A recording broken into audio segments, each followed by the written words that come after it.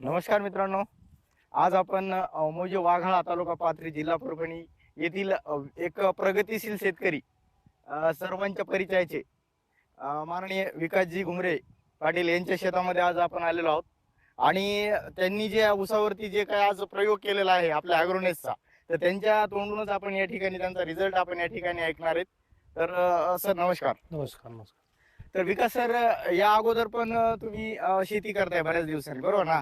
पण जसे अग्रोनेटचे प्रोडक्ट तुम्ही यूज केले, तर पहिल्या ऊसाच्या तुमचं जे काही हे आहे समजा, शेतीचा जो हे आहे 5 acre 10 acre 20 acre 50 acre as it is जे लावताय, तर तो डिफरन्स आणि आता जे अग्रोनेटचे प्रोडक्ट तुम्ही यूज केले, तर त्याच्यामध्ये तुम्हाला काय डिफरन्स दिसून आला? ॲग्रोनेसचे प्रोडक्ट आम्ही ह्या वर्षीपासून वापरायला चालू केले. ओके. ॲग्रोनेसच्या प्रोडक्टमध्ये आणि आपण जो पारंपरिक जो आपण पहिल्यापासून जो आपण प्रयोग करतो येस सर. त्याच्यामध्ये आम्हाला फरक एक दिसून आला की ॲग्रोनेसचे आम्ही पहिल्यांदा ह्या ऊसाला ड्रिंचिंग केली.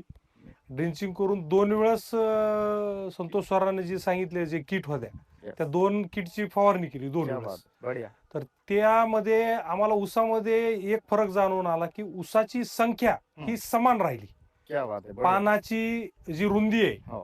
ती रुंदी चांगली राहिली, वाव. पानाची काळोखी चांगली राहिली. बिलकुल बिलकुल. आणि सगळ्यात महत्वाचं म्हणजे जो पारंपरिक आपण खत जे देत होतो येस सर.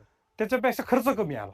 क्या बात. ह्या 2-3 गोष्टी चांगल्या वाटल्या. आणि खत पेरण्यापेक्षा खत असा शिपून टाकण्यापेक्षा फवारणी कधी सोपी. क्या बात आहे. त्यामुळं ह्या आमच्या गड्याला पण मेंटेनन्स करायला पण सोपं गेलं आणि ऊसाची वाढ पण चांगली झाली. Very nice. अजून सर वाटतंय मला की शेतीचा पोत सुधारायला मला वाटतंय सुरुवात झाल्यासारखी वाटते, कारण एकदम स्वच्छ वाटते. आपण आतमध्ये बघू शकता, आतमध्ये पण येऊन पाहू शकता की स्वच्छता पण आहे शेतामध्ये सरांच्या. आणि दुसरी गोष्ट, सेम प्रमाणात आज फुटवे आणि हे जी पानाची साईज दिसते तुम्हाला, पाहू शकता तुम्ही, हे फुटव्याची साईज अतिशय सेम प्रमाणात आहे. आणि जे पानाची साईज आहेत हे पण आपण पाहू शकता. आणि आज उन्हाळा कडक चालू आहे, उन्हाचं खूप प्रमाण वाढलंय, तरी पण आज जर तुम्ही ऊसाचं प्रमाण बघितलं त्याच्यामध्ये जे गारवा दिसतोय आणि जे आज हिरवेपणा दिसतोय, हिरवेगारपणा, तो तुम्ही लाईव्ह पाहू शकताय आज. आणि बघा पानाची फुटवे साईज आणि पानाची साईज तुम्ही पाहू शकता, पूर्ण सेम आहे, पूर्ण सेम. म्हणजे जे तुम्ही कुठलंही पान पाहू शकता, या पद्धतीचा आज हे प्लॉट आपण या ठिकाणी बघतोय. आणि खूप छान पद्धतीनं सरांचं पण वाच असतं.